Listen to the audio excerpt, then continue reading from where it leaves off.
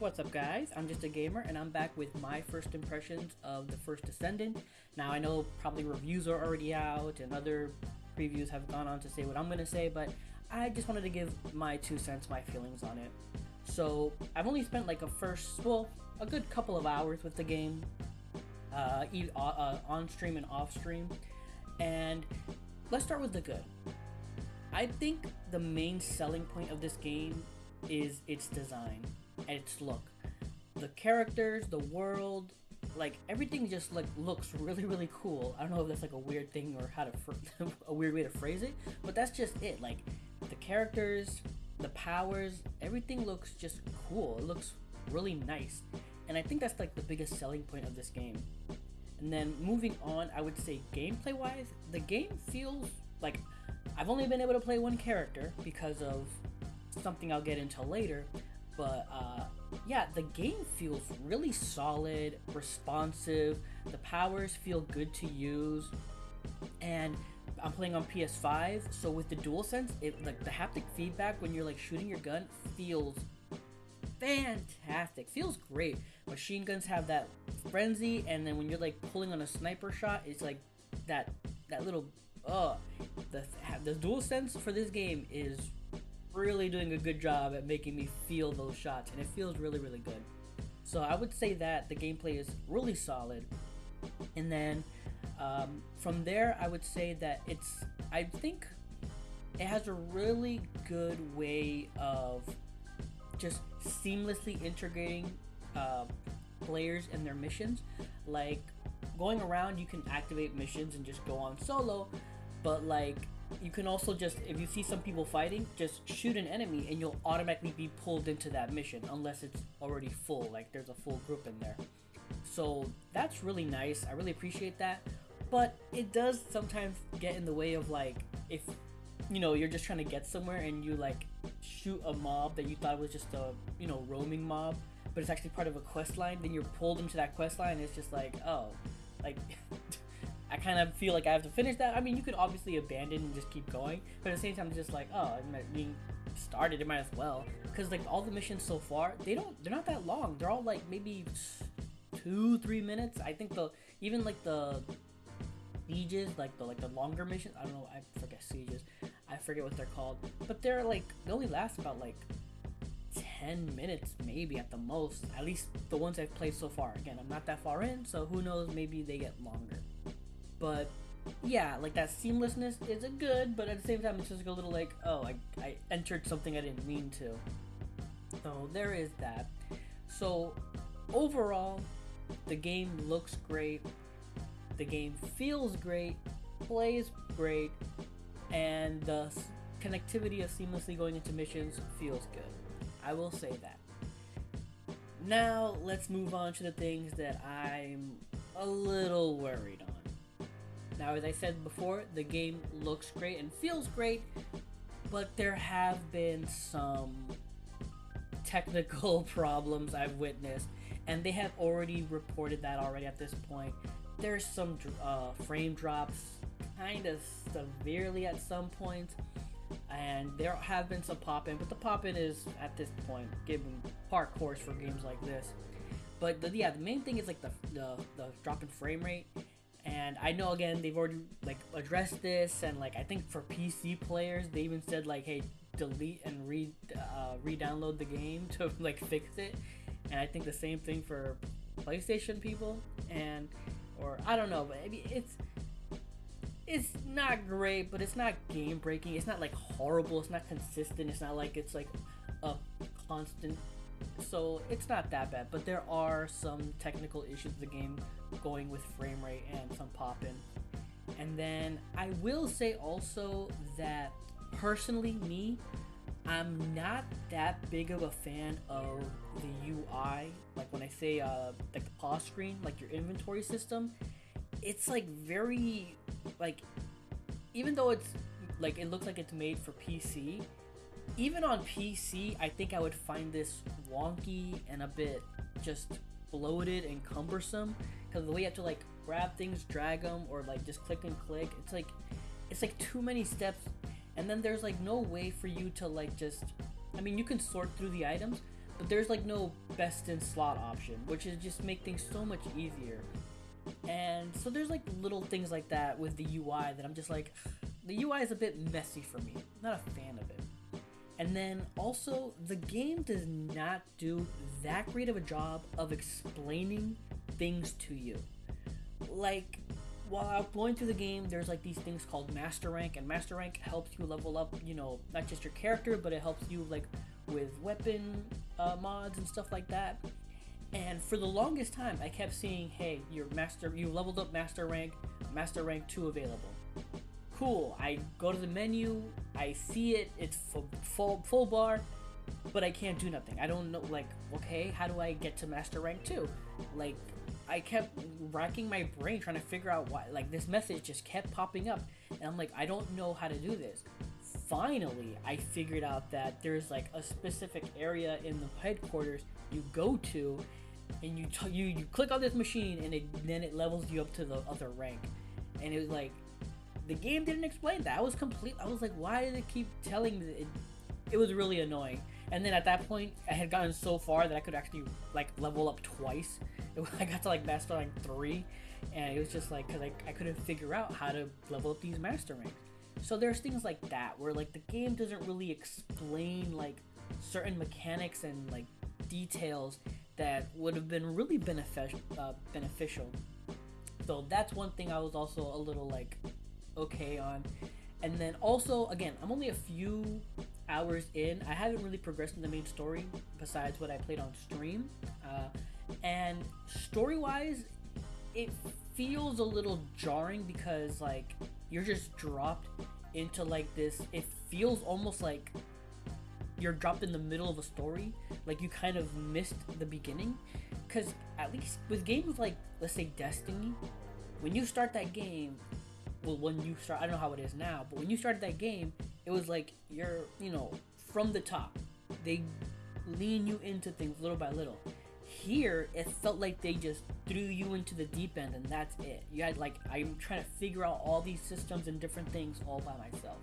So that's one thing that was just also just like really weird on. Also, I would say that some of the story cutscenes, like they have like weird cuts, like they just cut weird, and I think the audio mixing for some of the people's dialogue, some of the voice acting, is also a bit off and like not really all there. So there's those things as well. And then I'm trying to get there slowly, but let's get to my biggest worry with the game, and that is the progression. Now, if you guys have watched like my reaction videos, you'll know that like there were like a few characters I was like intrigued by that I would like want to try to play as. And in my mind, I was thinking, hey, the game's gonna give you the option of picking at least one person, no matter who, and you can, you know, you'll be able to play that character, and then you can unlock more. Or maybe they'll give you like the first few to, you know, like the first 3 main ones, like they give you the option to play as, which is Ajas, Lepic, and Viesa. I was thinking they'll give you those 3 at least. That way, you know, you can swap between them. No, not at all. Like, once you pick Ajax, Lepic, or Viesa, that is it. You are that character until you unlock somebody else. And that is just like, it's so weird to me that they're advertising all these characters with all these trailers and like character bios, and the amount of work that I think you have to go through to unlocking these characters is just, oh man, that's gonna make or break this game. Cause they try to trick you. They try to like, they help you like unlock Bunny. She's like, when you progress through like the main campaign stories, like they give you the pieces to research and unlock Bunny, the Descendant, that's been really prevalent in like all the like promotion material. And I'm thinking in my mind, okay, so maybe as we go along through the game, we'll unlock just more Descendants naturally. But when you go, when I found it to where you can unlock Descendants, not there, they do not unlock the way Bunny unlocked. They like, to unlock another character, you have to find 3 crafted items and 1 specific item for that character, like some gene pool. And I was thinking that, hey, that's what you did for Bunny. Okay, that's no problem. You just gotta find them. But when you go click on it, you'll see that the 3 items that are craftable also need another like 4 or 5 items to be crafted. So it's like you have to find the pieces for each individual of those 3, and then find the genetic code. And it's like the time sink is like, again, maybe as we progress through the story, you'll get this stuff more naturally and it'll be easier to like unlock stuff and get them. But so far it's like really worrisome that like the time sink needed just to unlock one other character, and that has me worried.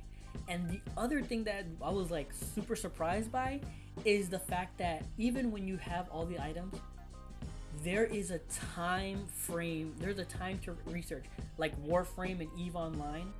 Like you have actual time, there's like a character to unlock after you have all the items needed to research, 16 hours. And the thing is, to craft the 3 items needed for that, it's 8 hours each, or I think it was 8 hours each. Maybe I'm wrong. Maybe it was 2 hours, but it was like 8 hours each. So in total, you have to craft like these 3 items, 4 items, whatever they may be, with 2 hours each or 8 hours each. And then after getting them, you need another 16 hours just to craft your character. So like the time needed to it's obviously you can just real world money buy the Descendant, and I think that's what they're really trying to make you do, because it is not looking easy to craft these characters. Because again, even if the game, let's say, hopefully helps you get all these items needed to craft these characters, you still need real life time, 8 hours, 2 hours, 16 hours, added together to unlock that character, which is just crazy to me. Crazy. Because again, with Warframe, yeah, there's a time, but like the materials needed for that stuff, there's no time for that material, if I'm not mistaken. Once you find it or get it, I could be wrong, tell me if I'm wrong, but I'm pretty sure like once you find it or get it, then then you can use it, and then it takes real world time to craft that item, research that item, or whatever.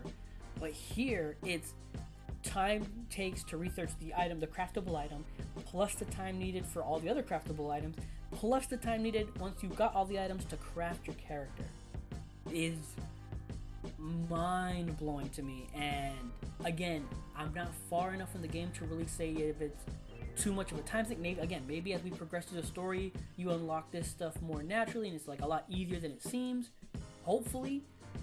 But man, the time crunch on this just seems really rough, and I'm hoping I'm wrong, because so far I am enjoying the game. Because like I said, like the game looks cool and it feels great to play, but man, the time sink needed for this is kind of ridiculous if it is panning out the way I think it is. And yeah, it's just microtransaction hell because of all the stuff that like the time wise you need to craft and be able to do stuff. Again, they're really pushing you to use real world money. It looks like I don't know. I'm crossing my fingers that like things get better as I get farther in the game and can beat the game. But ooh, that is a rough one. Let me tell you. And lastly, one last nitpick I have is the game. Like, there's difficulties like other games that the higher difficulty, the better rewards you get, the better chances you get, stuff like that. The game doesn't let you do that, like, so far. Because I remember when you could, like, individual missions, you go, hey, this mission, let's do this mission, and let's pick a hard mode of that mission. No, for this game, for First Descendant, the whole area needs to be turned into hard mode. But for you to do that, you have to do all the missions in the area and complete the main quest in that area. And I swear, like, I've gone through, like, every blue mission, whatever I've gone to, and I've done every mission. I even repeated story missions because I was, like, trying to switch this area to hard mode, and it wasn't giving it to me. I don't know what I'm missing. And then I think there's one mission, a gold mission, I can't do because there's a material requirement. You need like 12 of one item and 3 of another. And the only way I've seen to get that material is by doing this one little side objective, and it takes like